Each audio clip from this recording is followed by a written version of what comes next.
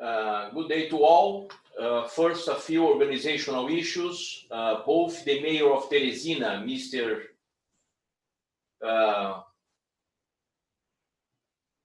Just one moment.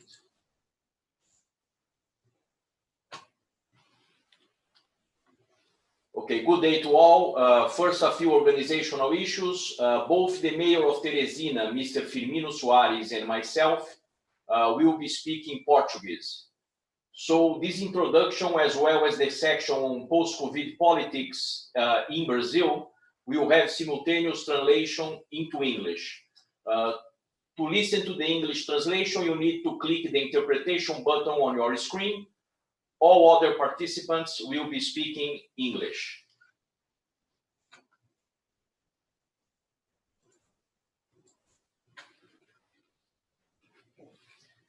Bem, bom dia a todos.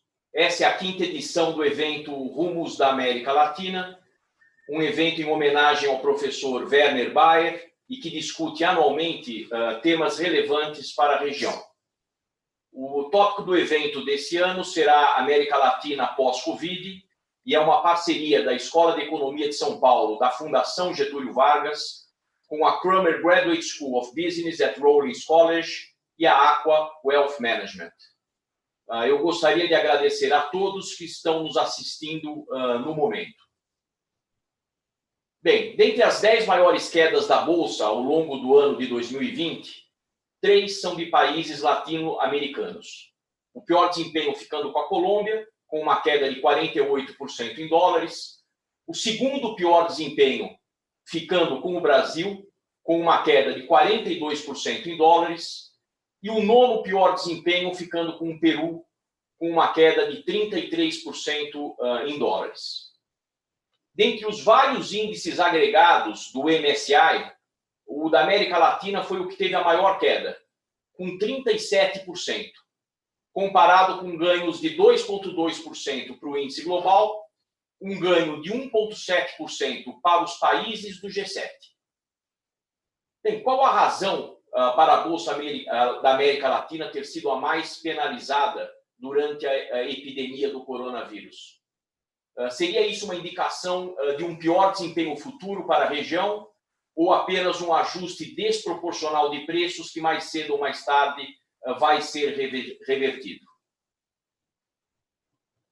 Pois bem, desde 1990, quando o professor Werner Baer tinha 60 anos de idade e já estudava a América Latina há pelo menos 35 anos, tanto a América Latina quanto o mundo testemunharam uma mudança impressionante. O aumento da participação da Ásia emergente na economia mundial. Um aumento que se deu em grande parte às custas dos países desenvolvidos e não da América Latina. Na verdade, a Ásia emergente, que em 1990 representava 5% do PIB global, o tamanho da América Latina, hoje representa 25%, enquanto que os países desenvolvidos representados pelo G7 caíram de 62% do PIB global para os atuais 45%. O interessante é que, pelo menos como proporção do PIB global, a América Latina foi pouco afetada pela ascensão da Ásia emergente. E entre 1990 e 2020, manteve uma mesma participação ao redor de 4,5% do PIB global. No entanto, dentro da região, aconteceram movimentos muito importantes. Chile, Colômbia, Equador e Peru mais do que dobraram a sua participação no PIB global.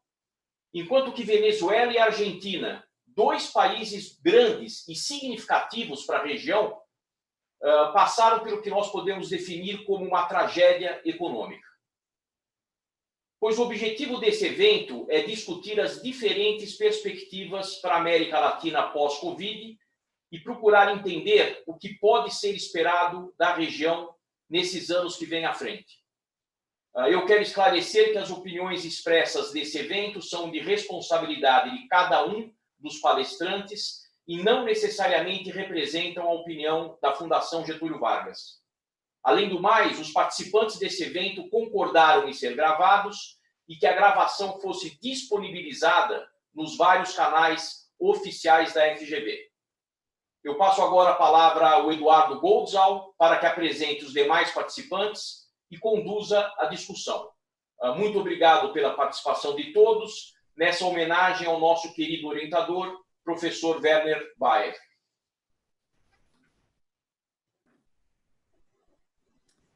Thank you, Paulo. That was a very nice introduction. I would like just to say a few words. That there is a common element of all the speakers here today.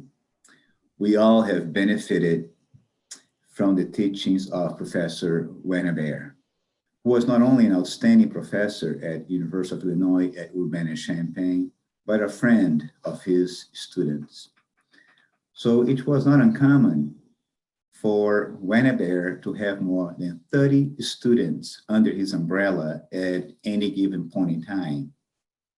When I say 30 students, I mean providing them with scholarships and financial aid and all sorts of support. And the students came all over the world.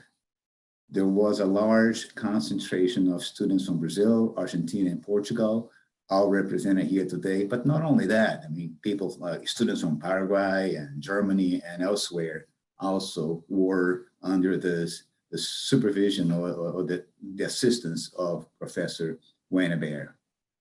Werner spoke fluently several languages, including German, his native language, English, Portuguese, Spanish, French, and Yiddish. Werner left Germany as a young boy fleeing the Second World War. His family settled in New York City. Werner earned his master and PhD in economics from Harvard University in the late 1950s. His book, The Brazilian Economy, Growth and Development, is one of the most comprehensive studies in English of all aspects of Brazil's economic development. It is currently in its 7th edition. Werner passed away in March 2016. Well, let me make a brief introduction of all the speakers here today before I pass the word to Firmino, the first speaker. So let me start in order of the presenters. So the first speaker will be Firmino Soares Filho, who is currently the mayor of Teresina in the state of Piauí, Brazil. He has earned a master's degree in economics from University of Illinois at Urbana-Champaign. Previously, Firmino was a professor at the Federal University of Piauí. He was a mayor of Teresina in 2005 and 2006. Firmino was also elected House Representative between 2010 and 2013. After Firmino, the second speaker is Diego Petrecola, who is a professor of economics at the University of Buenos Aires in Argentina. He is also a professor of University of Torquato de Tella. Between 2008 and 2019, Diego was the president of GPR Economics, which is a consulting firm based in Buenos Aires that deals with regulatory issues, including antitrust. Diego has a PhD from the University of Illinois at Urbana-Champaign. After Diego, then the third speaker is Antonio Nogueira Leite, who is currently the chairman of the board of the group Ponto Verde in Lisbon, Portugal. Antonio is also a professor of economics at Nova School of Business and Economics. During his career, Antonio has chaired and participated in several boards of directors. Antonio has a PhD in economics from the University of Illinois at Urbana-Champaign. The last speaker today will be Dan Biller, who is currently a professor of economics at Crummer Graduate School of Business in Orlando, Florida. Dan worked for over 20 years at the World Bank in several capacities. He has also worked for several years at the Organization for Economic Cooperation Development, or OECD. Dan has a PhD in economics from the University of Illinois at Urbana-Champaign. I think well know, but just a couple words about our host, Paulo Tenani. who is a professor of economics at FGV, Fundação Getulio Vargas, in São Paulo. Prior to that, Paulo was the head of the research at UBS Wealth Management and a strategist at Solomon Smith Barney Group Asset Management. Paulo also worked for Swiss Bank Corporation in New York City. Paulo has a PhD in economics from Columbia University and a master's from University of Illinois at Urbana-Champaign. I'm your humble host, Eduardo Goldzal. Moderator. I'm currently the head partner of Mir Tax, which is a tax and transfer pricing consulting firm based in Miami, Florida. Prior to that, I was the senior director at NCR Corporation based in Atlanta. And before that, I had a long career at KPMG as a tax partner at KPMG in Lisbon, Portugal, and before that at KPMG in Miami. I have a PhD from the New School in New York City and a master's from University of Illinois at Urbana-Champaign. Without any further ado, let me pass the word to the first speaker, Firmino Soares Filho. Please, Firmino. Bom dia para quem for de bom dia, boa tarde para quem for de boa tarde. A alegria imensa poder estar aqui nesse momento, relembrando nosso querido professor Werner Baer, ele que foi um educador que, através da sua liderança, formou gerações de economistas e cientistas sociais na América Latina, especialmente no Brasil. Então, esse reencontro virtual é uma forma de nós homenagearmos a memória do Werner, que merece ser reverenciada. Eu fiquei com a missão de falar um pouco sobre a política brasileira pós-Covid. Está cada vez mais claro a importância das instituições no desenvolvimento econômico. E é bastante evidente a importância das instituições políticas nas várias trajetórias de crescimento econômico. Isso, em si, justifica essa preocupação sobre o momento político que vive o Brasil no presente. Obviamente que a política vai condicionar e muito a evolução do quadro econômico, né, pelos próximos anos, e a América Latina, acredito que é um testemunho vivo de como a política interfere muito, né, nos processos econômicos. Para que a gente possa falar sobre a economia, sobre a política brasileira hoje, é importante que a gente possa olhar um pouco lá para trás, na eleição de 2018. A eleição de 2018 foi uma eleição extremamente polarizada, uma eleição extremamente atípica no Brasil. Basicamente, nós tivemos a eleição do presidente Jair Bolsonaro. Ele foi um candidato que, primeiro, se utilizou fortemente, né, das mídias sociais. E, segundo, uma consequência dessa utilização das mídias sociais foi a utilização, né, de um discurso de polarização. Então, o presidente Bolsonaro, ele não apenas se utilizou de uma novidade em termos de técnicas de marketing político, como também a estratégia de polarização foi um diferencial da sua campanha. Naquela eleição, o presidente Bolsonaro, então candidato, ele se colocava fundamentalmente como um candidato anticorrupção, se colocava como candidato anti-PT, o Partido dos Trabalhadores que estava no poder, e, de certa forma, também se colocava como candidato anti todo o establishment político brasileiro, contra toda a política que se fazia em Brasília, especialmente contra o que se chama de presidencialismo de coalizão. No presidencialismo de coalizão, o presidente se elege com a minoria e vai, através de negociação com o Congresso, obter a sua maioria e, evidentemente esse processo de negociação envolve, né, uma espécie de troca política, de favores, de cargos políticos, e isso aí foi bastante criticado pelo então candidato a presidente. No campo da economia, o presidente Bolsonaro, ele, na realidade, não tinha, ao longo da sua campanha, um posicionamento muito forte. Ele escolheu um assessor econômico, que foi o agora ministro Paulo Guedes. O ministro Paulo Guedes é conhecido como liberal em termos econômicos, e o então, o candidato Bolsonaro delegou, né, todos os posicionamentos sobre matéria econômica para o ministro Paulo Guedes. Então, houve um processo de credenciamento do Paulo Guedes como um grande porta-voz no campo econômico do presidente Bolsonaro.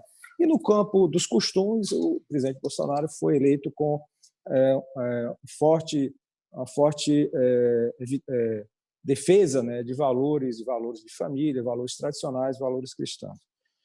A sua vitória foi expressiva, especialmente no segundo turno. Nós tivemos uma eleição que foi polarizada e alguns eventos, né, tiveram um papel muito importante, especialmente a agressão que o presidente Bolsonaro teve durante o processo eleitoral. Mas, enfim, como foi o primeiro ano do governo Bolsonaro?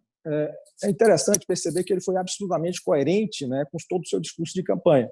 Durante o primeiro ano, ele fez um governo absolutamente voltado para os seus eleitores. Ou seja, ele buscou, no campo da política, continuar com o mesmo discurso anti-establishment, anti-PT. Ele buscou, na economia, delegar todas as decisões, todos os posicionamentos para o ministro Paulo Guedes. Ele buscou, no campo dos costumes, estar reforçando, né, os seus posicionamentos colocados durante toda a campanha. Mas isso aí, quer dizer, na realidade, foi um choque para a política do Brasil, porque o Congresso Nacional ele sempre tinha a presença do Poder Executivo, ou seja, sempre existia uma forte influência do presidente e das suas bases políticas nas decisões do Congresso. E o que aconteceu? Com a não chegada, com a não interferência do Poder Executivo no jogo político do Congresso, o Congresso passou a ter uma autonomia muito grande. Alguns acham que nesse ano passado, 2019, nós vivemos assim uma espécie de parlamentarismo branco, porque não existia uma base política sólida do presidente da República. O presidente da República não interferiu na eleição do presidente da Câmara, na eleição do presidente da Câmara do Senado, e ao longo do tempo ele não tinha, durante todo o ano de 2019, ele tinha uma base sólida. Durante esse ano, nós tivemos algumas reformas importantes, e a mais importante dele foi justamente a reforma previdenciária. Foi uma reforma que foi extremamente debatida, foi muito demorada, e ela, no final, ela foi significativa, mas ela não foi a almejada, né, pela equipe econômica. Mas, enfim, foi uma reforma econômica possível. Quando nós chegamos no ano de 2020, nós começamos a perceber uma certa inflexão do governo. O que aconteceu nesse ano?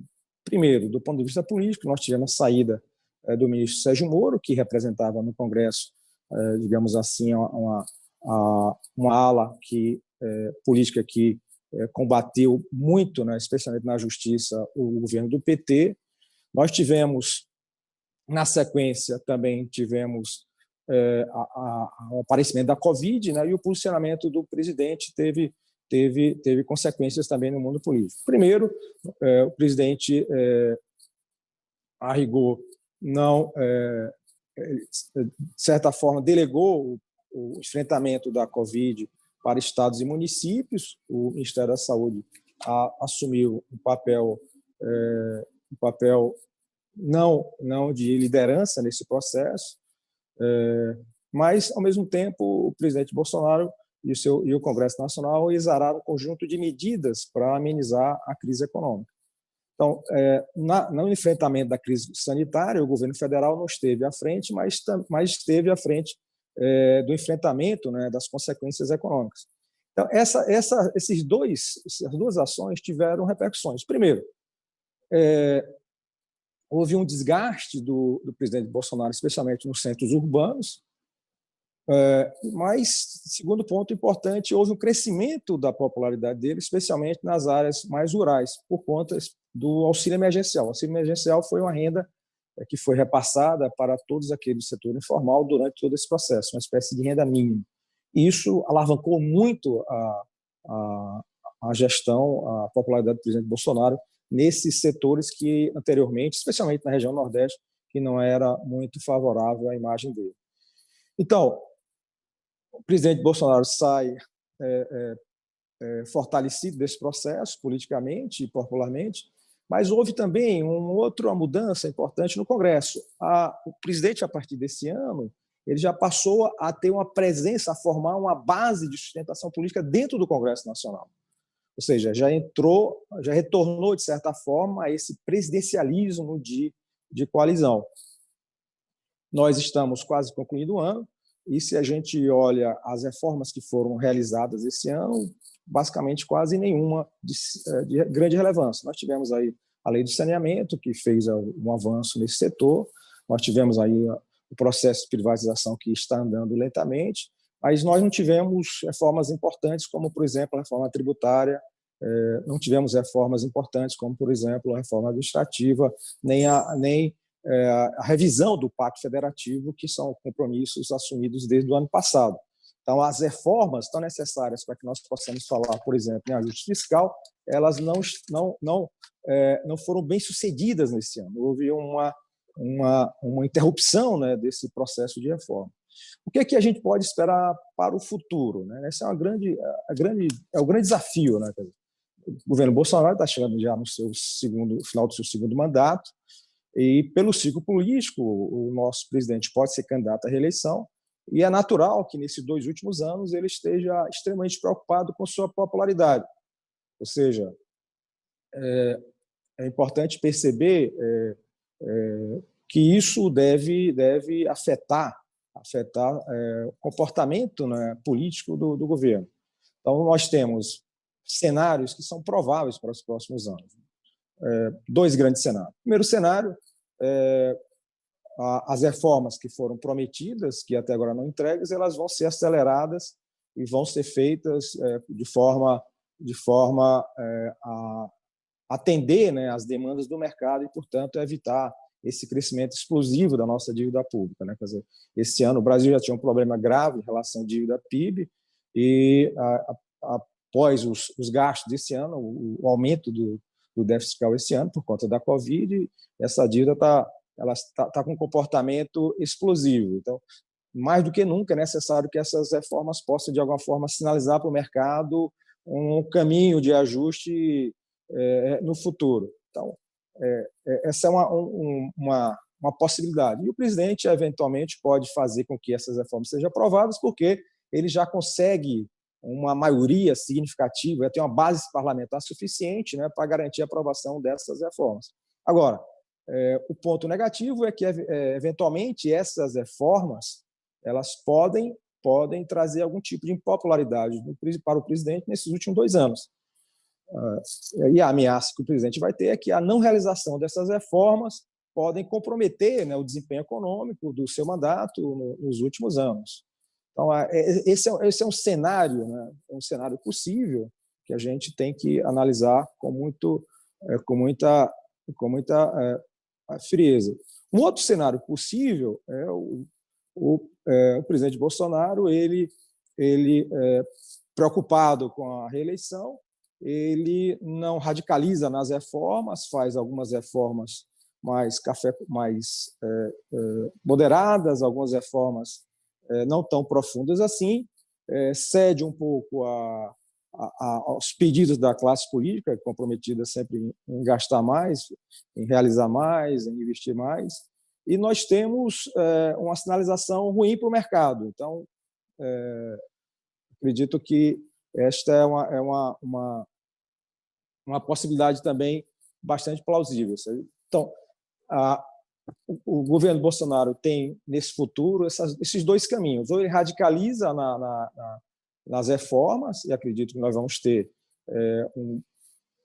algum tipo de impopularidade para ele, mas vamos ter um caminho econômico mais tranquilo, ou ele vai ser um pouco complacente com essas reformas e, na realidade, nós vamos ter alguns problemas econômicos mais graves, porque dificilmente, né, o mercado vai suportar, né, no meio de tantos choques externos, e vai suportar o crescimento da dívida do jeito que a coisa está acontecendo, né? O Brasil está passando por problemas gravíssimos do ponto de vista fiscal, e já existe algumas ameaças até mais graves, né? No governo anterior, no governo Temer, foi aprovada uma lei do teto de gastos. E essa própria lei do teto já está sendo colocada em xeque pela ala política do governo, que quer se comprometer em gastar mais e, portanto, aumentar a popularidade do presidente. Então, esses são os dilemas que estão postos para os próximos anos. Quer dizer, o governo Bolsonaro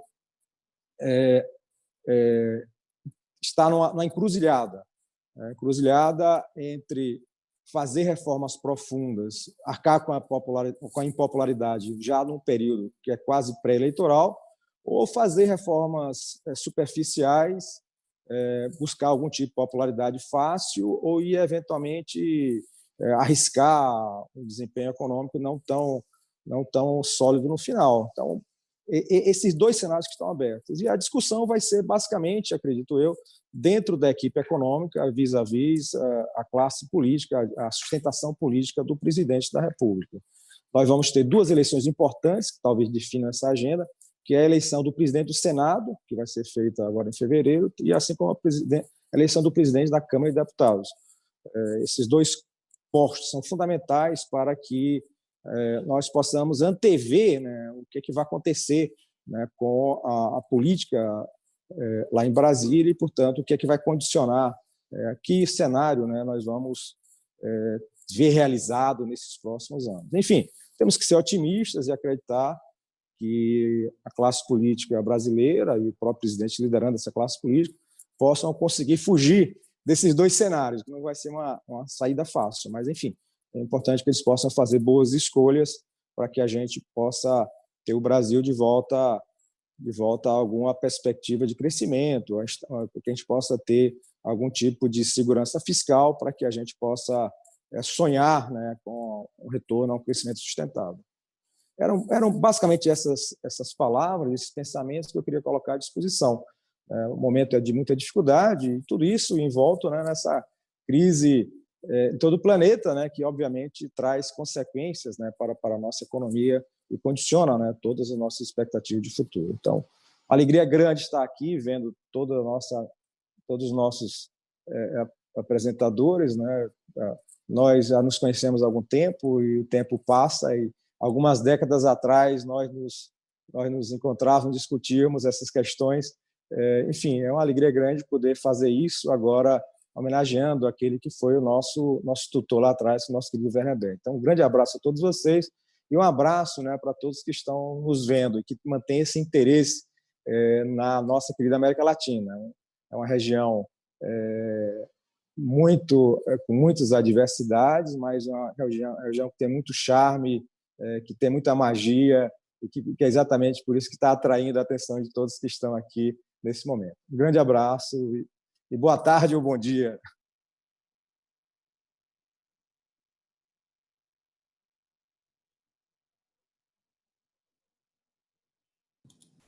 Muito obrigado, Firmino. Thank you very much, Firmino. It was a great presentation. I think we all were very, very happy to hear your thoughts. By the way, if any of the participants have any questions to Firmino or to any other one, please send through your chat, and we'll have, if time allows, a question and answer session at the end of the last presentation. So let's move on to the second speaker, Diego Petrocalla, speaking from Buenos Aires. Go ahead, Diego. Thank you very much, Eduardo. It's a pleasure for me to be here honoring Werner. And it's a pleasure for me to be here sharing this seminar with you. We were all classmates and we studied together, and that's very good for me. I mean, it's very nice for me to be with you. Let me recall. Let me tell you just one chance. Let me tell you something about Werner. A small thing, but for me was very important. When I finished my courses at the University of Illinois, I came back to Buenos Aires, and I was actually not working in my dissertation. I told Werner, well, I'm going back to Buenos Aires. I'm going to work on my dissertation, which I was not doing. So one day I received a call from Werner, and Werner told me, Diego, please come back to Illinois. You will never finish your dissertation in Argentina. Don't be a child, be a man. Come back and finish your dissertation. And I did so. So I owe my PhD to Werner. If it weren't from Werner, I wouldn't have been able to finish my PhD. So to be honest, yeah, he was very important in my professional life. Let me share with you my presentation.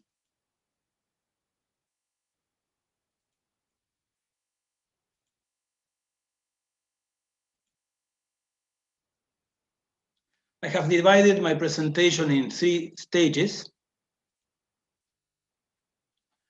In the first part of the presentation, I will talk about Argentina prior to COVID, so prior to the pandemic, how was the economic situation before the pandemic, then how the government reacted to the pandemic, and in the third part of the presentation and the final part of the presentation, I will talk about what can we expect from Argentina after the pandemic.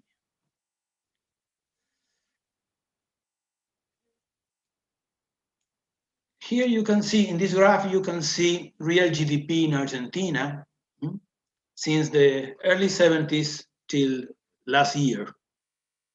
You can see growth year per year and the level of GDP. Actually, it's a good history it's a good economic history of Argentina. I'm not going to tell you the whole history of economic history in Argentina since the 70s, but I would like to stress that prior to pandemic, prior to COVID, in the last 8 years or 9 years, we have not grown at all. So the COVID recession caught us with no growth for 8 years before the pandemic. So we were having deep economic problems prior to the pandemic. You can see here the path of years where GDP fall, then went up, then fall again, then went up again, then it fall again, then went up again, then it fall again. But on average, between 2012 and 2020, Argentina did not grow at all. So that was the basis, the way we face the pandemic.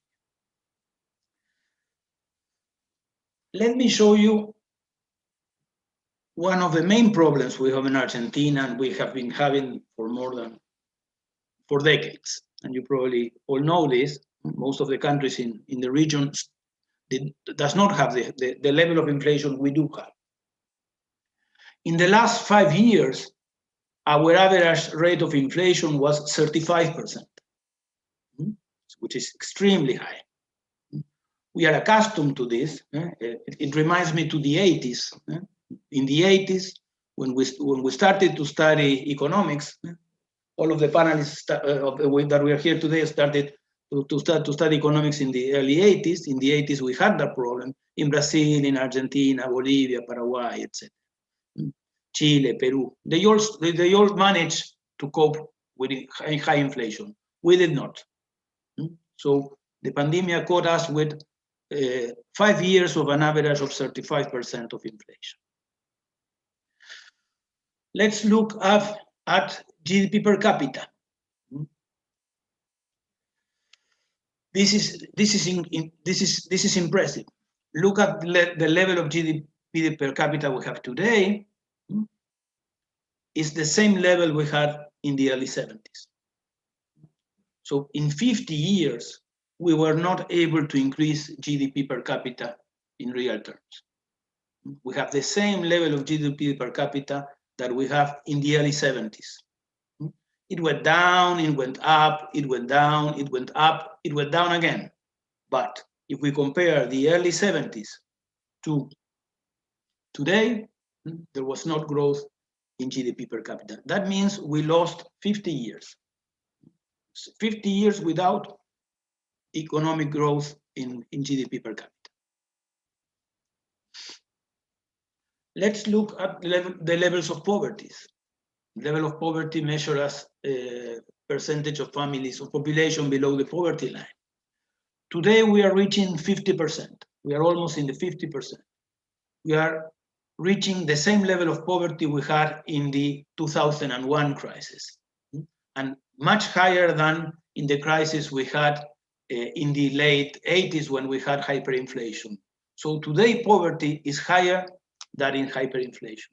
Even if it goes down a little bit after the pandemic, even if it goes down, the level will remain very high, will remain over 35 or 40%.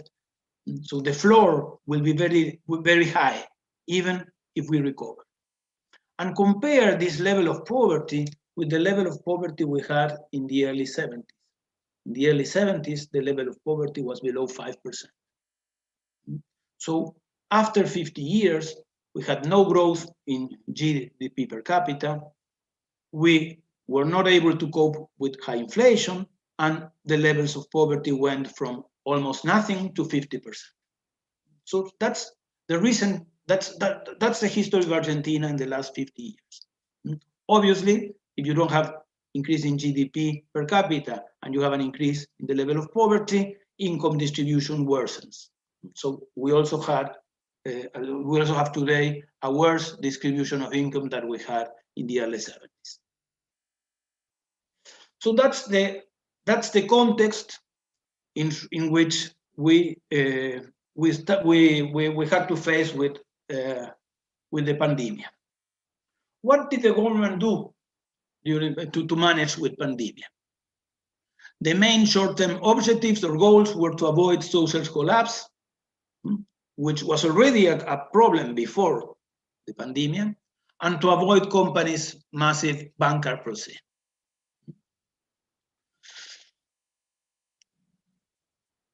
The main difficulties to get to these goals are the lack of reserves. Argentina is lacking reserves, the government is lacking credibility, and there is no access to credit. There is no access to international credit or domestic credit. The government basically financed public deficit, issuing money with monetary emission. But the demand for money is very low. So the risk of increasing inflation in the medium term is very high. There is a lot of pressure in the exchange markets because, as I said, reserves are very low. Reserves in the central bank are very low. And there is also a lot of pressure in prices, despite the recession. So we are having a huge recession, and at the same time, we are having a high inflation. We are losing reserves, and there is a very big gap between the official exchange rate and the unofficial exchange rate, even though we have trade surplus. Economic activity was severely affected by the pandemic. In this year, we are going to fall between 12 or 13%.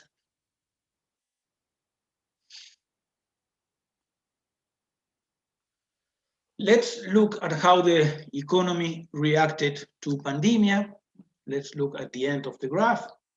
At the beginning of the year, the recession was very high, and after the opening of the economy, the partial opening of the economy started to recover again, but now it's extant again. Again, we are not growing again. So look at this square root behavior we are having now. Let's look at the external sector. You can see that between 2019 and 2019, in 2019 and 2019, there was a current account deficit. Now we have a small trade surplus. But this small trade surplus is explained not because of the increase in exports. The increase in exports actually is inexistent. There was there is a great fall in exports, but basically there was a collapse in imports. So the trade surplus is explained mainly due to the collapse in imports due to the recession. Also, there is less foreign currency in the public hands due to the exchange trap, due to this difference between the official exchange rate and the official and the unofficial exchange rate, and because of the lack of access to commercial credit. The results are important losses in the central bank reserves. Look at fiscal deficit. Since the beginning of this year, the previous government was able to reduce fiscal deficit in percentages. This is in percentages of GDP, obviously. But the previous government was able to reduce fiscal deficit in a very important way. However, at the beginning of this year, due to a change in the government and due to the COVID-19, the fiscal deficit grew a lot, and today we are in a level of 7.5% of GDP. We can expect this fiscal deficit to fall in the future months, due to increasing tax collection if the economy recovers, due to the reduction of extraordinary expenses due to the pandemic, and due to the imposition of the IMF's fiscal targets. So we expect to reduce fiscal deficit to the levels there were, or even less, let's say, to levels prior to the pandemic, but this will be done only at the end, luckily, if we are lucky, at the end of next year. So what can we expect post-pandemia? Well, first, we expect the economy to recover somehow. But in order to recover, we need private spending, both consumption and investment. They have a crucial role. The increase in consumption and the increase in investment has not been seen yet. And we don't know if we are going to see it in the next months. You know that we just renegotiated our debt. That debt renegotiation was necessary, but it's not a sufficient condition to grow. It's not a sufficient condition to reactivate the economy. This debt renegotiation has to be complemented with an IMF agreement and an economic program that brings confidence to investors. That is a consistent macroeconomic program, which are not seen in this month, and we don't know if we are going to see it in the next month. We expect GDP to grow, but it will grow based basically on idle capacity. Today, idle capacity is 50%. So we have a lot of room to grow using the idle capacity. But this recovery of the economy may take between 2 to 3 years. So we may take 2 to 3 years to recover the 12 to 13% fall in economic activity that we are going to see this year. So this means that even if in 2 to 3 years we recover, we would have spent 12 years without economic growth. What do we need to grow in the medium and long term? Well, we need structural reforms to attract investments, to generate growth, to reduce poverty, and to cope with inflation. Those structural reforms are not being seen yet. The government is not discussing them. There are two views within the government. Let's say a more populist view that does not believe in structural reforms. They actually think that these structural reforms are not necessary. And another part of the government that understands that we need a macroeconomic consistent program, that we need an agreement with the IMF, and that we need structural reforms. At this moment, we don't know which view of the government will win. It's still an open question mark. We will see what happens in the years to come. Let me finish by saying thank you very much for your attention to everyone. Thank you very much to my classmates for inviting me to this seminar. And let me give a very big hug from here to Werner. Un gran abrazo, Werner. Thank you very much for everything. Gracias, Diego. Thank you very much. It was a very good presentation. And we all pay attention to Argentina, a beautiful country and economic troubles right now, as most of the world is, but we hope for the best in the future. Thank you very much for your presentation. Let's move on to the third speaker, today. Antonio Nogueira Leite, speaking directly from Lisbon, Portugal. Go ahead, Antonio.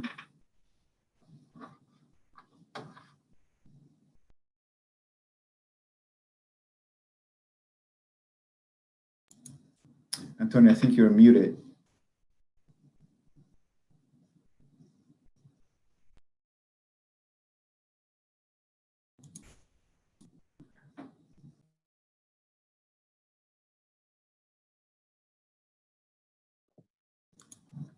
Can you hear me Antonio, now? Okay, now we can hear you. If you can start over. Go ahead, Antonio. Well, I was saying good evening for those in Europe, good morning and maybe good afternoon for those in the Western Hemisphere. I'm very glad to be here joining my friends and old colleagues and classmates from the time we were in Illinois. I also owe a lot to Werner Baer. I had the chance to be awarded by him a scholarship.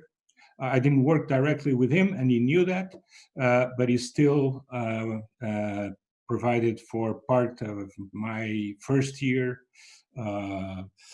income in the US, and we became friends. We wrote 2 papers together after I got my PhD. He was a visit here in Portugal several times.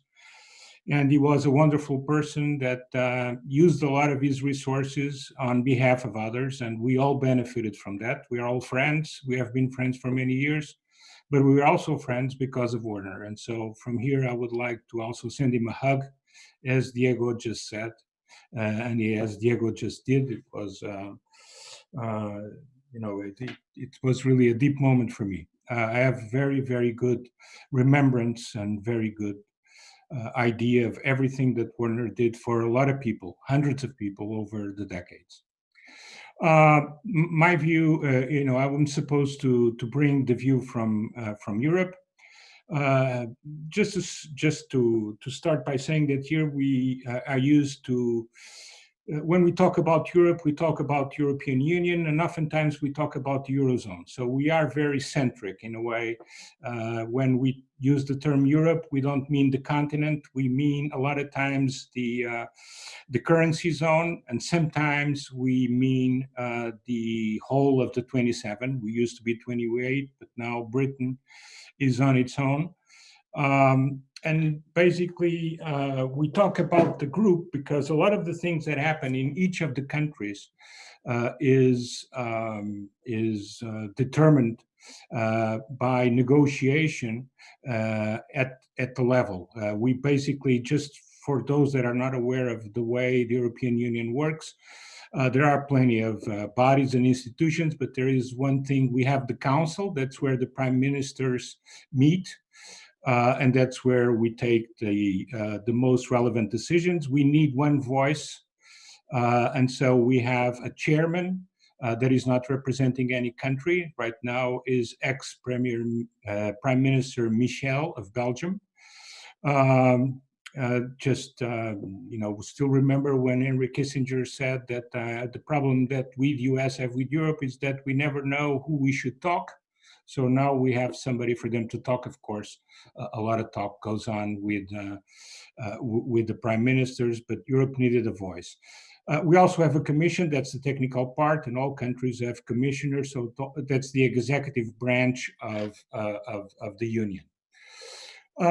This pandemic hit us very strongly in the beginning of March, because as far as we know now, we had the virus in Lombardy in northern Italy in January, or even before. That's what the scientists say. So it has been around for quite some time, and so Italy was very heavily hit in March. The problem with that is that a lot of people in Europe go to the Alps to ski. And so in Portugal, we had the virus brought by people that went to ski in the Alps, in Italy and Switzerland, as well as people that went to for a very important trade fair in Milan, Lombardy. So what happens is Italy is in the middle of Europe. It hit the north of Italy, and so it spread very quickly to the other countries. Most countries went, well, practically all the countries went into a lockdown. That had a very important effect on the economy, as I would say. And I will, then I can share the presentation if you want. I will not go as thoroughly as Diego just did. I'm just using this as a way of trying to share with you some of the ideas. But this hit Europe so tremendously that all of a sudden we realized that we needed common response and not just the country response. The economic impact was different from country to country because public health responses were different. For example, in Portugal, the first wave was much milder in terms of its impact than Spain or Italy, just because we had a few weeks and the public health response was better at that point than in the countries that were hit initially. Spain also has a specific problem of being a country where you have different levels of governance that are always fighting with each other. And so they have a very difficult problem of coordination, which didn't happen in smaller countries. And of course, the success of the economic policies. The economic policies were also in the beginning, dependent upon the ability of each member state to answer the pandemic. We had shocks on supply and demand like everybody else did, but what we had in Europe was a very sizable impact that was different from country to country. The first initial evaluation that was made by the IMF and the World Bank was pointing for a very large impact in Spain that happened, and a very large impact in Italy that also happened. But we had countries like Germany that had a very significant impact. The problem with Germany had especially to do with the fact that car manufacturing was very heavily hit. And the car manufacturing sector in Germany is a very relevant one. And so contrary to what happens usually, and even though the pandemic was very well managed in Germany compared to what happened, for example, in France or even in the UK that is now outside the Union, what happened is that the initial impact was extremely powerful in Germany because the impact was asymmetric depending upon the structure of the different economies. The other thing is different countries behave differently because in the beginning in Europe, what happened was we decided at the federal level, that is at the council level, that the joint monitoring, the cross-monitoring exercise that we do every year to control the deficits and the public finances of the different countries would be waived for 2020. Now we know it's going to be waived for 2021 and probably will come back in 2022. So those restrictions that Europeans have, for example, of not having a global deficit above 3% or having to have a change in public debt aligned with the goal of reaching in the long term a smaller debt to GDP ratio that they have now, they are waived for the moment, but we all know that they will come back as soon as the situation becomes manageable. But as you can see, countries like Germany that had deep pockets and had a very, very good financial situation, they reacted, very heavily. Germany spent a lot of money with bank guarantees, with this direct stimulus to the economies. Now in the second wave, they are being again very generous with the German companies, just because they can do it at the national level. The other countries all did less. Portugal also did less. Portugal did about 5%, much less than all those countries. That has to do with the fact that we were exiting a situation in which we had accumulated a lot of debt. And even though our situation is very far from, what I see as happened in Argentina, Portugal, and Italy, were low performers for the past 20 years. We grew at about 1% a year average for the last 20 years, which is very little, and Italy didn't grow at all, just till the beginning of the pandemic. Italy, I would like to point Italy here because I'll come back to the end. Italy is a country that is in dire straits, not just because of the pandemic, but because Italy has a tremendously high debt to GDP ratio. And even though the monetary policy has been helping a lot, there are political and economic issues with Italy that, in my view, are crucial for the European Union, because if a country like Italy decides to exit the Union, then we can say goodbye to the European Union and to the Eurozone. So we'll need some flexibility to deal with the Italians. Here I have, like from country to country, you can see Portugal. We had a lot in terms of guarantees and other liquidities, deferrals, but the immediate fiscal impact was 2.5%, a lot less than the 8.3% of Germany. What happened?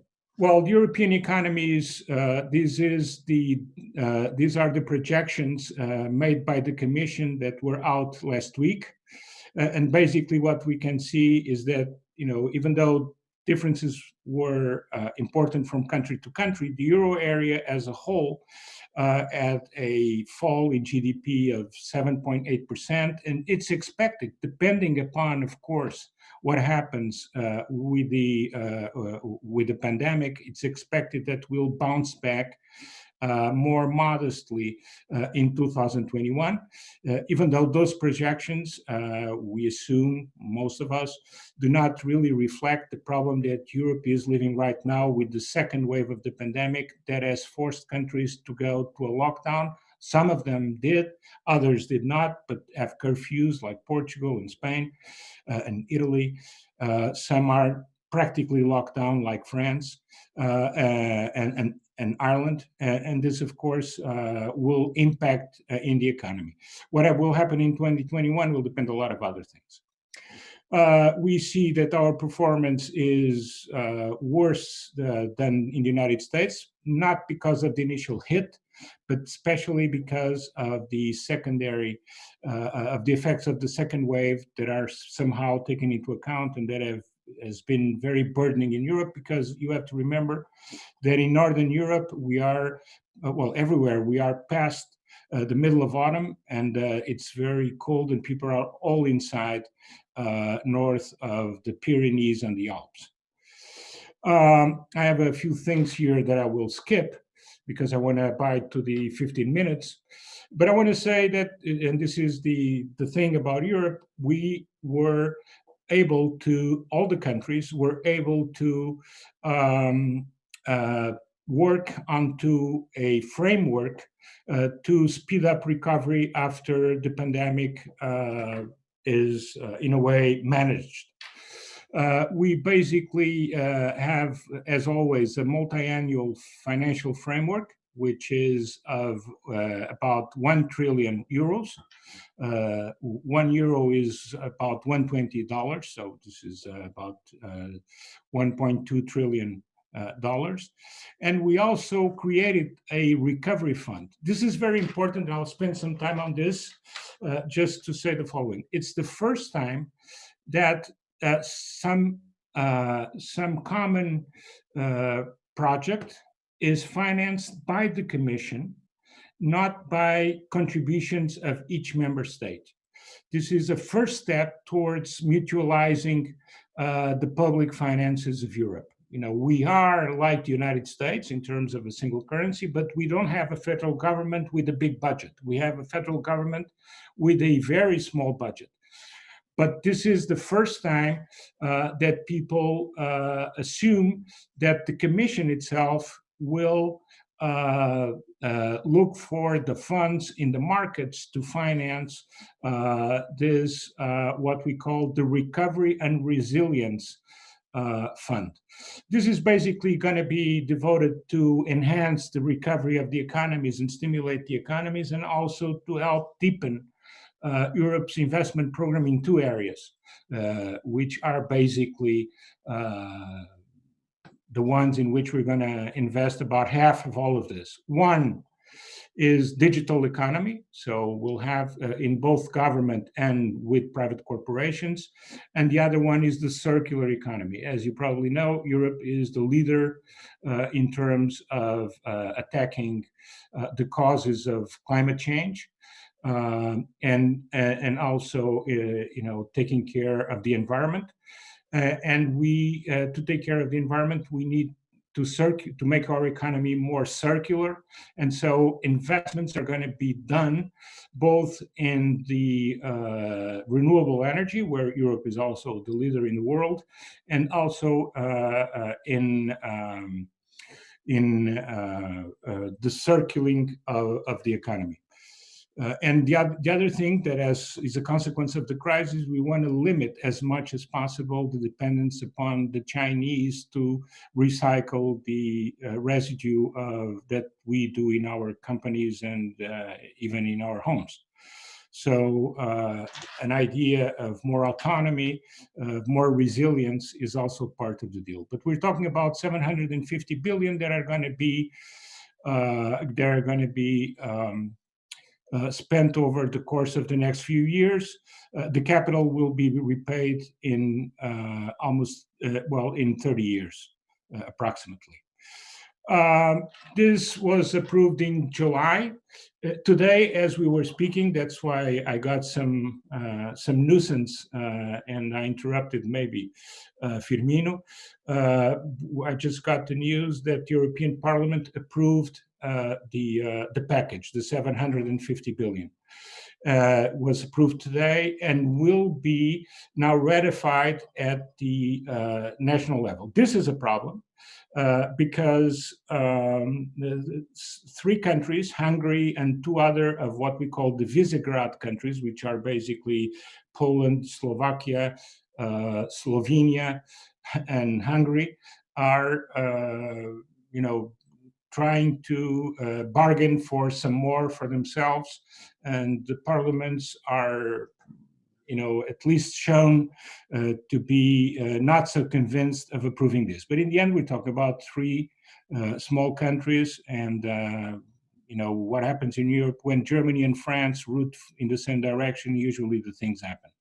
But it could cause delay. It will never ruin the idea, but it could cause delay in its implementation. The other thing that is also that I would also like to point out is that Europe has been having a very, very expansionary monetary policy. If you look at the balance sheet of the ECB, you see as the ECB has been growing its balance sheet. We have been with quantitative easing for at least 6 years now. There is no inflation in Europe. One of the worries that we have is, when are we going to have some inflation?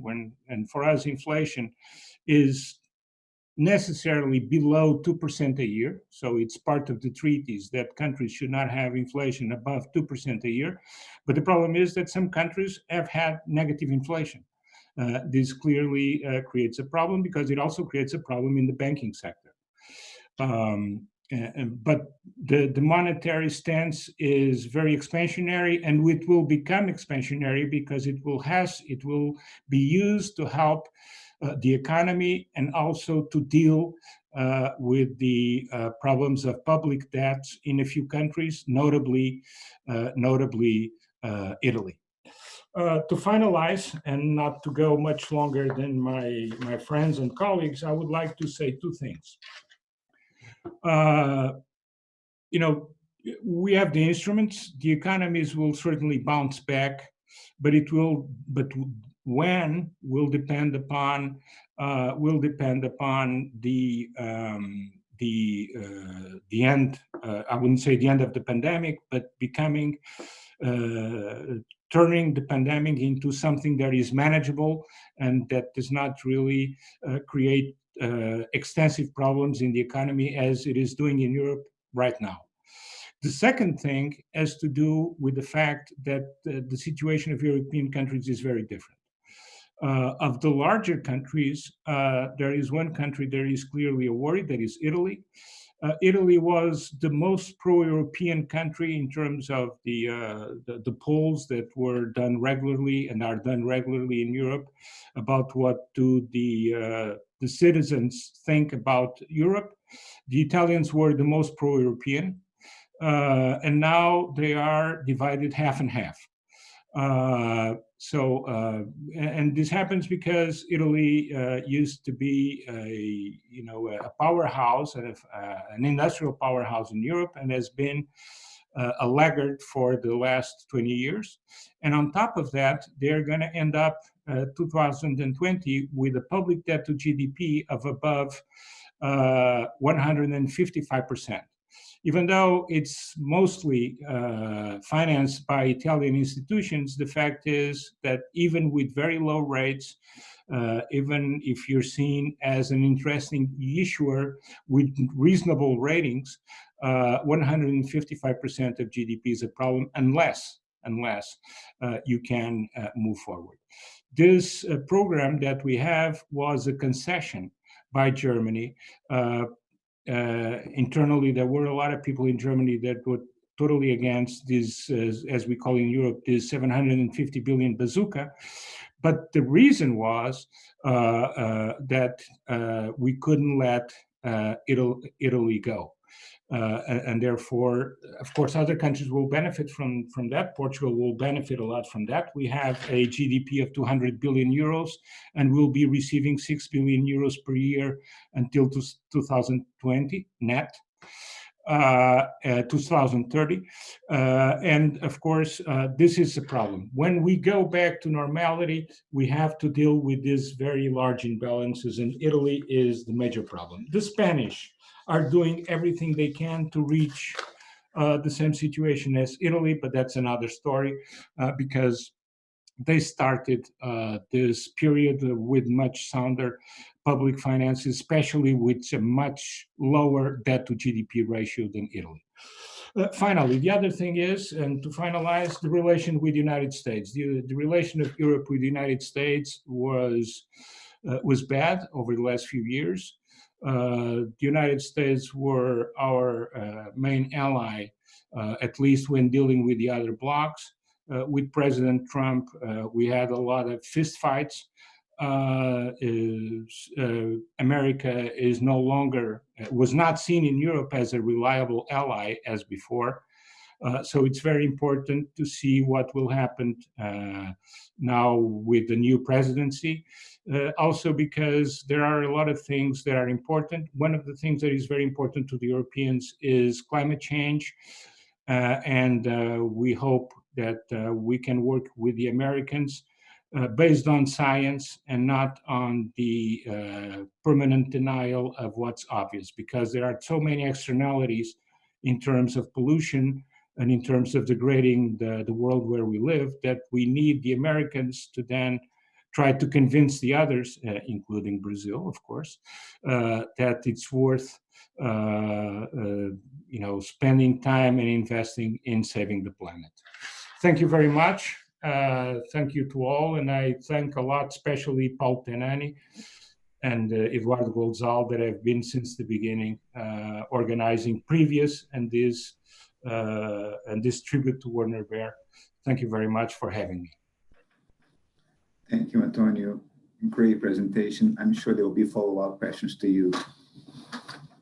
Now, let's move on to our last speaker before we start our questions and answers. There are a few questions already. I've been monitoring my monitor here, and there are a few questions for the speakers.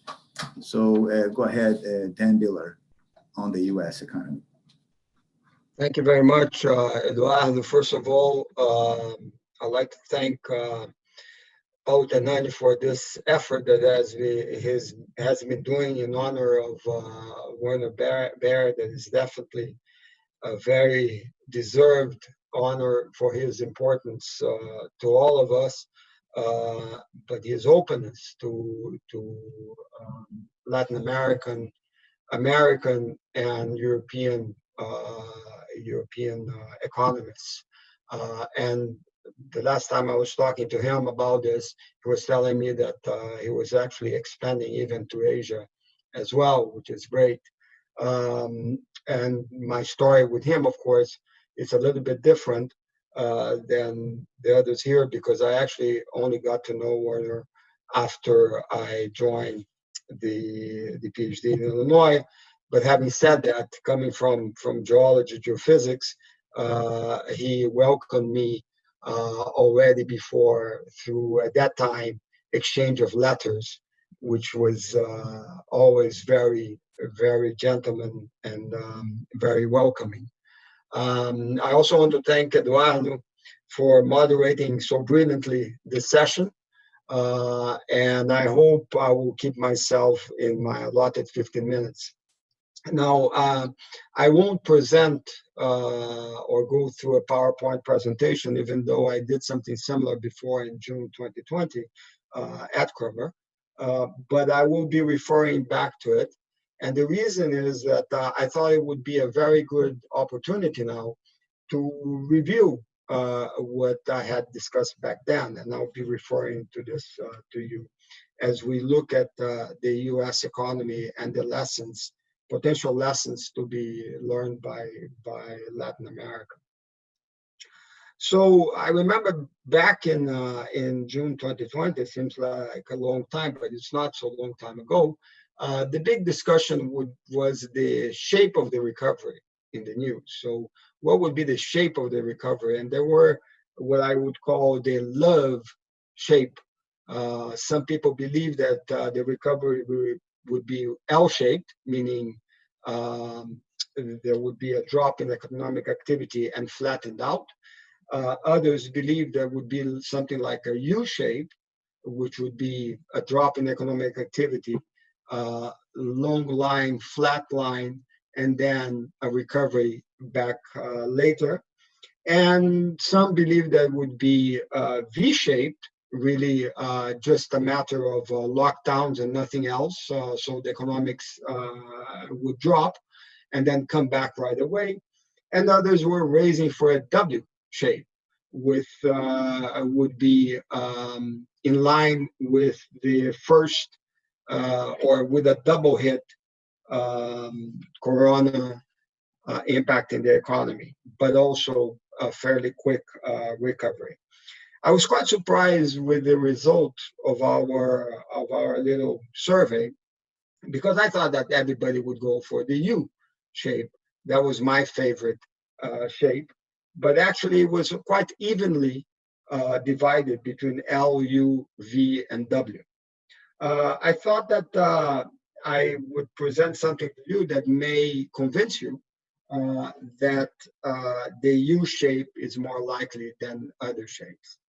The first thing that I want to do is to go back a little bit to what Diego has done, which is looking at where we are coming from. And I have to confess that I am not one of those that believe that everything was wonderful prior to Corona, and then it was Corona that made everything very bad. Essentially, in my view, what we have is a situation where things were not so good, and Corona just aggravated them 100 times. So if we look back at the 2000s, right? So primarily as of 2008, what the US economy faced was a great recession. I think that we all know about it.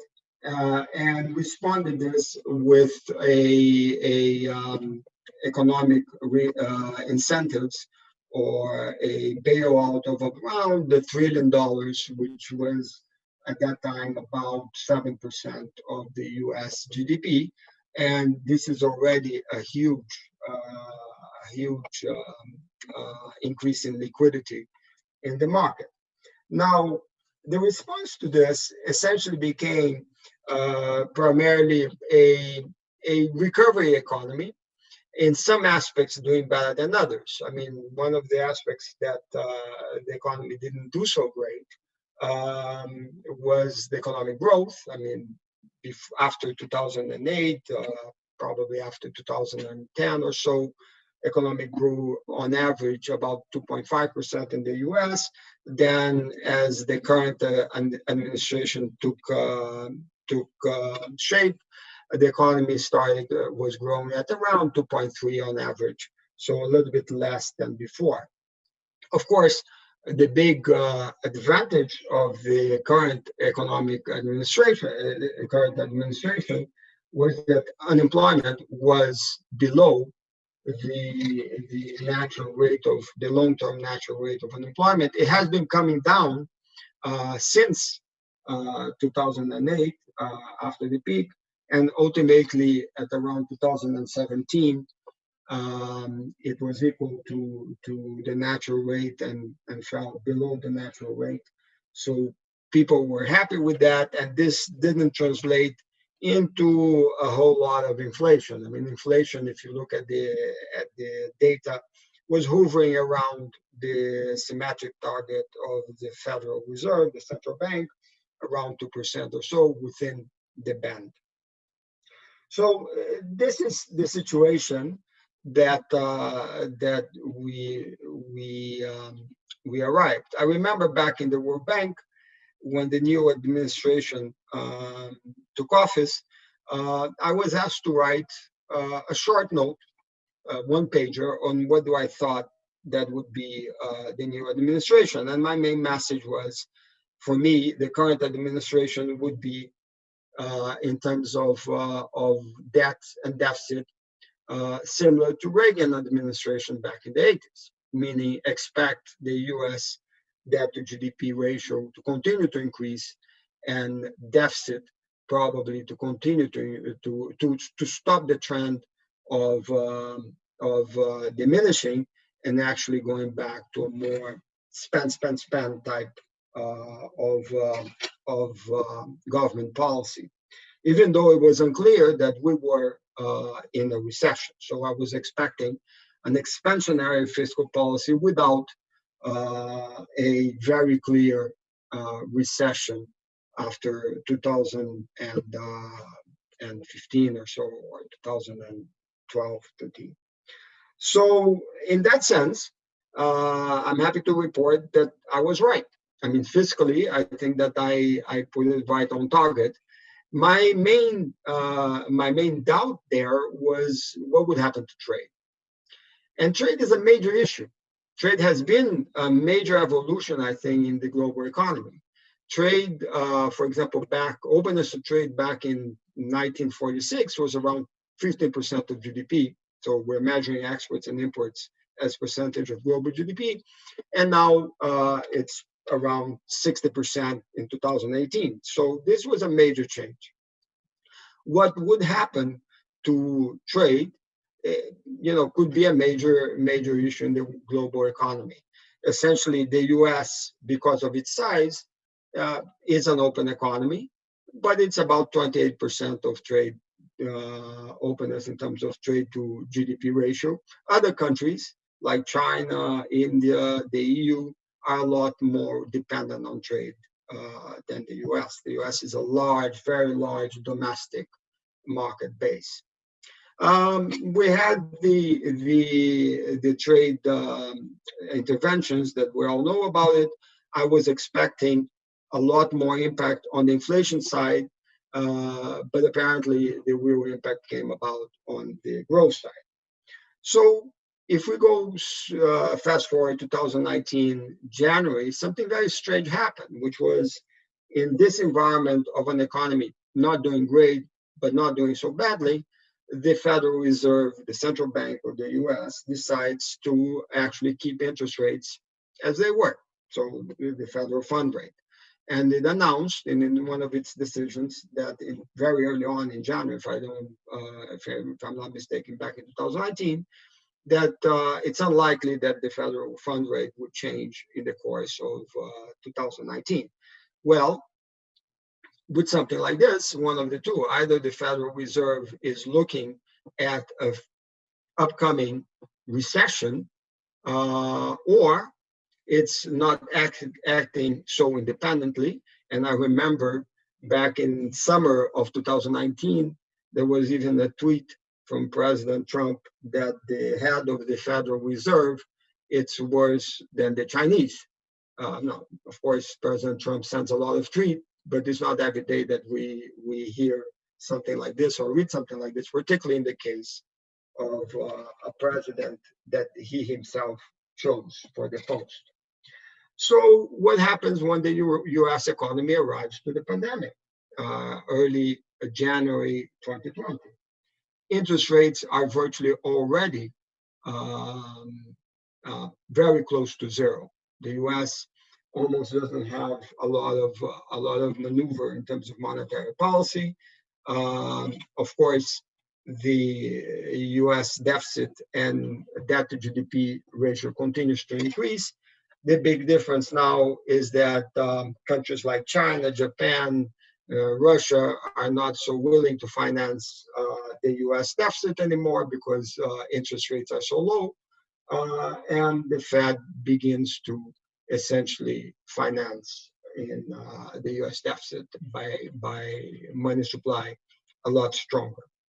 When we get then the famous coronavirus hit, to my surprise, as Antonio had described, I think that all countries, with all the technologies that we have, came with interventions, ideas of lockdowns, essentially very similar to the Black Plague back in 1348. And the other result was a massive increase in liquidity and a stimulus for on the aggregate demand side. And it's unclear to me that people realize the size of the U.S. intervention, the U.S. government intervention in the economy in terms of expansion. I mean, if we talked about back in 2009, something like 7% of GDP, right now we're talking about, according to the U.S. Business Bureau of Economic Analysis, around 18 to 19% of GDP. So it's massive. We're talking about something like $4 trillion US dollars. It's huge. And this has something that for me at least is very troubling. Just to give you an idea, right now, the latest figures on Q2 for the US debt to GDP ratio, it's 136% of GDP. Now, just again, to put it in perspective, back in in this decade, the average was around 100 to 104% of GDP. And prior to that, it was only past the 100% mark after World War II between 1945 and 1948. Deficits follow the same pattern. In 2009, the US deficit was around 10% of GDP. Of course, in 1943, it was huge. It was 27% of GDP. Now we're talking about projected deficits to 2020. I believe even Antonio put this figure there in his table as well, of around 16% of GDP. Unemployment, we all know what happened in the beginning of the pandemic with this. I remember vividly waking up one Sunday around April or March, where I woke up to the Federal Reserve chair of St. Louis, I believe, saying that unemployment rate could reach 33%. It hasn't reached 33%, but it has come down quite a bit from the time of March, April, when lockdowns, but essentially is no longer below the natural rate of unemployment. It's not even close. It's around, I think the latest figure in October 2020 is around 6.9%, greater than the 4.4% long-term natural rate of unemployment. As you all know, real interest effectively for all practical purposes is negative. We haven't yet seen a spike of inflation, but that's something that begins, at least in the short run, to be a major concern. So in a sense, if we think about in this context, it's not really great to run for re-election with this sort of numbers. And what you have is a U.S. economy in a recession, pretty much in this this side of the flat part of what I would say is the U shape. So how to get out of this flat part and start to move back on the, let's say, the virtual circle of the U shape. And for me, 2008, the Great Recession, and even now, it highlights two problems that I think that really is where I lose my sleep on. One is a microeconomic sort of problem, which is your story of moral hazard. I mean, essentially, what the economy, the U.S. economy policy has been doing is since 2000, pretty much since 2008, or even before, is to incentivize bad behavior and penalize good behavior. What do I mean by that? Well, if you are a taxpayer and if you save, you are rewarded with very low interest rates in your saving. Now, if you try to avoid taxes and if you speculate a lot with your money, well, and you lose, rather than let you lose, you are rewarded with a bailout. That's a problem. And now they expanded the bailout to virtually very expensively all over the economy. So you essentially have very little to get back in terms of one issue that is a major problem, I would say, in the U.S. economy, but it's also a major problem. It has been a major problem in Latin American economies, is going back to an increased productivity growth.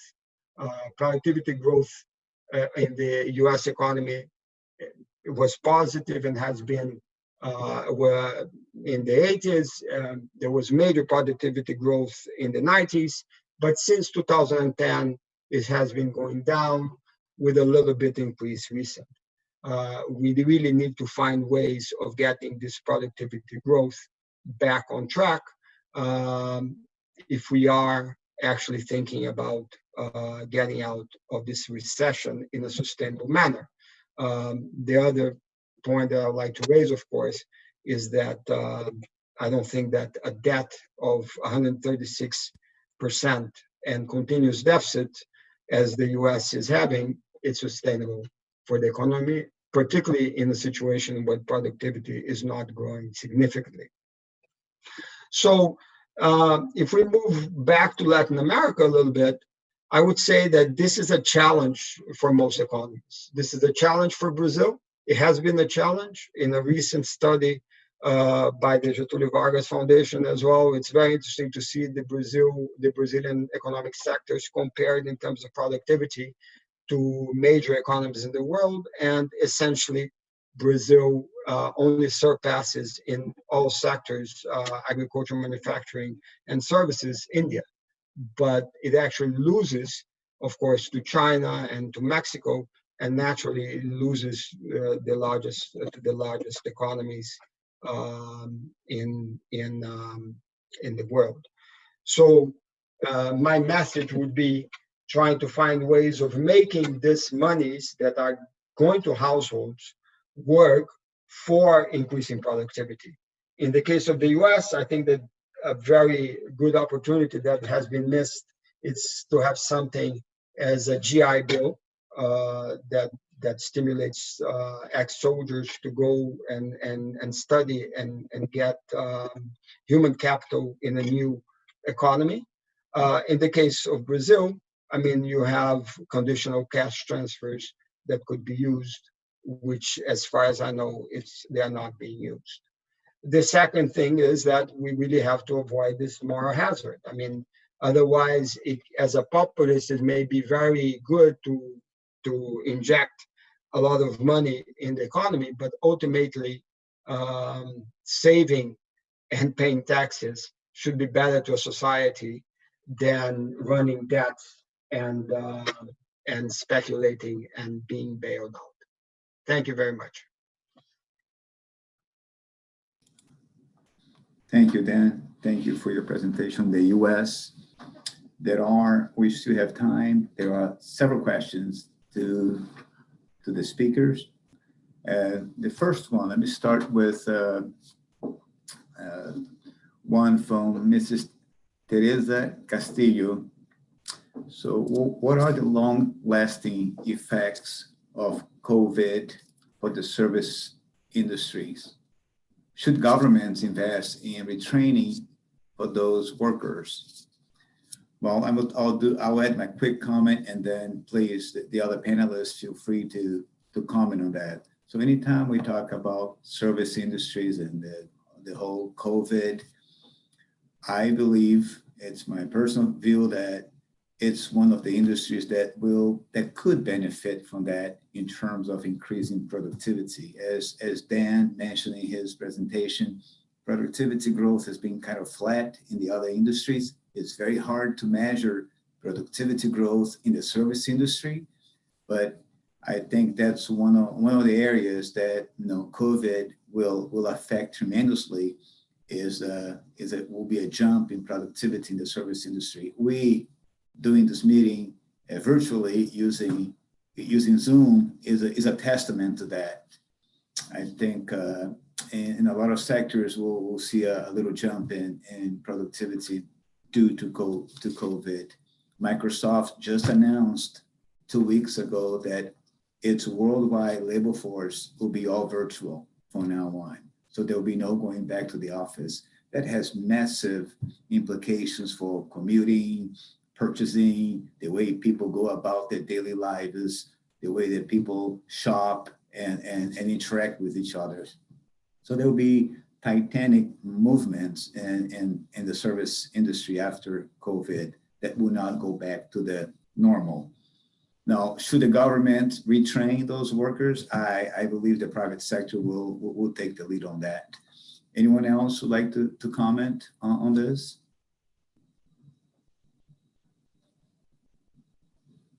I can comment a little bit. I think that this is an empirical question, right? And the service industry, it's a huge industry. It seems to me that there will be a lot of productivity increase in some areas, and we're already here. We have been hearing it in major areas like transport, like Eduardo has said, on ways that people can work from home, drives less cars and deliveries and all of this. This is great. Now, there are other areas, of course, that it's unclear to me. Tourism, it's not very clear to me that the impact from COVID will be positive. Quite the opposite. I think that the experience of going somewhere, it's different from seeing it in video, right? And we ourselves here, one of the great legacies that Werner left us was the ability of having the network that we have. That network, if it was forged through virtual videos, probably would not be as strong as it is now. So I also think that in that sense, unless there is a major retraining, which has happened, for example, I think in Canada back with the Great Recession, they retrained people, workers, preparing them for the health sector, for example. Unless you have a major retraining, there's going to be further increases in inequality, income inequality in the world, because particularly in the US, because of the empirical story related to the productivity increase of this sector. Thank you, Dan. I have one question here for Antonio. So based on the Euro experience, would you recommend a single currency to the Mercosur countries? If so, why?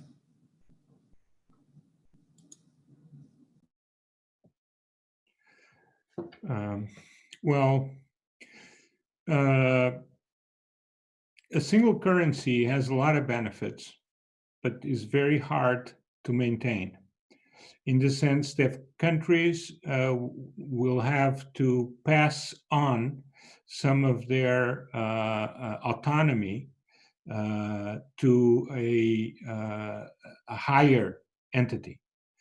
And you have to really create trust. I don't think the level of trust in the Mercosur countries right now is the one we have in Europe. Trust is fundamental, because you could put a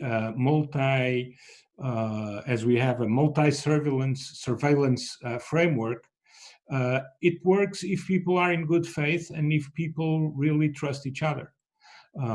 And of course, there are different degrees of trust in Europe. We're not a unified country. We have different cultures. There is a north-south divide and an east-west divide in a way, but there is trust, and this is very important. The other thing is you have to be willing to abide to strict rules. Because you do not have, in the beginning, at least, you do not have a common federal budget. You need to have rules so that you work as if there was a federal budget. And then you need also micro policies, as Diego was talking about, structural reforms. You need to make the economies flow better. So you have to have a common view on how to progress into the future. And even like that is very difficult. So if you could do that in the Mercosur, then I would think that you could reap the benefits of having a single currency for a number of countries. But to do that, you need years of preparation. In Europe, we had years of step by step by step. And one of the things, even in the monetary front, we had preparations. We started managing parts of our exchange rate policy together.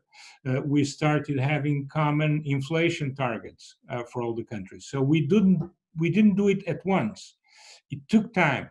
And when it took time, not all countries jumped together. So countries jumped only if they were meeting the conditions and if the others thought that they were really keen to participate in a union. Yes, I think for countries like Portugal and Spain, even though in Portugal a lot of people think otherwise, people in the extreme left, they want to leave the euro, they want to leave the EU. Maybe they are ready to get together with Venezuela and maybe Argentina. I don't know. Diego, don't take it personally, because I know you don't think that way. But and you have that in Spain, you have that in Italy, you have that in parts of France right now. So it's very difficult to manage. You need to be together for a number of years, deepen the other relationships, start putting common targets in terms of monetary and exchange rate policy, and if that works in a decentralized way, then you can jump. But it's a marriage. You get together, and divorce is not as easy. It's not Las Vegas. When you divorce, if things don't go well, you can have a lot of trouble. If the UK was divorcing the Eurozone, not just the European Union, they would be in deep trouble right now. And they're still in deep trouble. That's my view. So yes, it has a lot of benefits, but yes, it needs a lot of work before, and a lot of effort and a lot of cooperation during the time you stay. And hopefully, the idea in Europe is there is no exit. So there is nothing thought about exiting the monetary union. So if that happens, will be a new problem. But because the idea is you commit, you stay, and you trust each other, and you do your homework. And even when you do not do, even when you do not like, you have to do the things that need to be done for you to be part of the group. In that, if those conditions are met, I'm one of those that thinks that it has benefits, but it's a hard it's a hard way to go. Thank you very much. Antonio, since I have you with the open mic, there is a question from Bernadette Franco. Will the population accept the new social confinements, new lockdowns imposed by the governments in Europe? So very quickly, economic impacts. It's varying from country to country. Of course, people are tired of the restrictions, and it's being much more difficult than in other cases. But the fact that people see countries that have very large national health services, succumbing to the inflow of people in ICUs, that usually has an effect on having people understanding that they have to do something. Yes, we have more trouble, but yes, most people are so far abiding to the rules. And countries like Spain, for example, are already decreasing the pandemic. So is Belgium. Belgium is already decreasing substantially the numbers. So when people see it works, then they have to make an effort. That Europe is under a lot of stress because of COVID, yes, it's very, very difficult. Thank you very much. And Diego, a question for you. So you showed to us in your presentation that there was no real economic growth in Argentina for the past 50 years. What did go wrong in the recent past? And what are your recommendations for Argentina to start growing again? Well, we economists usually blame politics, and I think in this case is right. I mean, it's basically Argentina was never able to hold a consistent macroeconomic policy. I'm not going to show you the presentation again, but you have seen the ups and downs, the constant ups and downs during the last 50 years. So I think basically there was not political consensus regarding having a macroeconomic, a solid macroeconomic policy. And also you saw in the presentation, we are not able to reduce fiscal deficits. We are not able, and we always finance them either issuing money or issuing debt. And after we issue a lot of debt, we cannot pay it. So basically, the Argentinian society was not able to reduce fiscal deficit, and that's mainly a political problem more than an economic. The question was, how are we going to get out? Well, that's the answer too. We need a consistent macroeconomic policy, and we need a consistent reduction in fiscal deficit.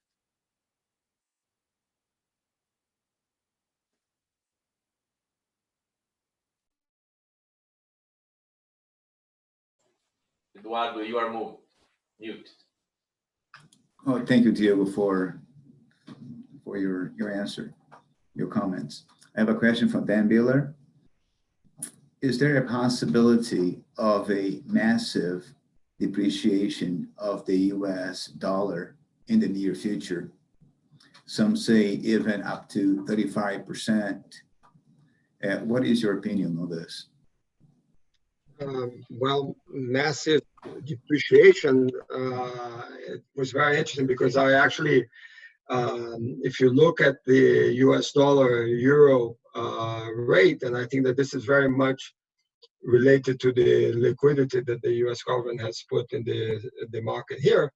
Antonio, correct me if I'm wrong, but for the past 2 years before COVID, it was hovering around 110, 111, something along these ways, and suddenly in this year in 2020, it jumped to about 118. So you already have depreciation of the US dollar with regards to euro. Now, of course, with regards to real, this has not happened, but that's more related to the Brazilian economy. In regards to Argentina, I don't think that has happened either. But that's more related to the local economies than to the US. I mean, I don't think there's a way that you can put 18.5% of GDP in an economy through programs and not expect a devaluation, unless the other countries are actually putting a lot more money supply.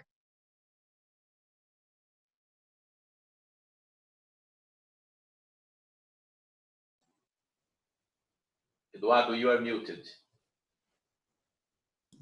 Thank you, Tenani, for reminding me. Thanks for your answer and comments, Dan. It's another question for you, and it's related to your first comments on the depreciation.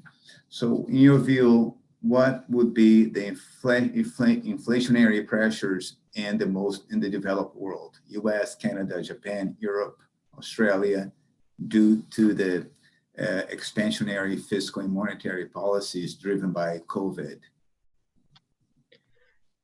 Well, in my view, we should expect inflation to go up. Now, it hasn't happened yet, but I think that already the Federal Reserve Bank of the U.S. have mentioned, the Federal Reserve Board, in one of their decisions, that they are not going to look at the target or the asymmetric target of inflation in such a hard way. They're going to sort of like look at holistic or something like this. I don't remember the term that they use in the Federal Open Market Committee decision, but when you read something like this from a central bank, essentially you're expecting that either inflation is not so interesting for them, which is their main function, or they don't project that, at least in the short run, there's going to be a lot of scope to control inflation. So in other words, we should expect some trade-off here on the inflation side, given again the amount of increase that you have on the liquidity in the market. Now, for Europe, I think that Antonio probably is better than me to answer. And I think that in Brazil, you already see some inflationary indications, and perhaps Tenani or Firmino have more to say about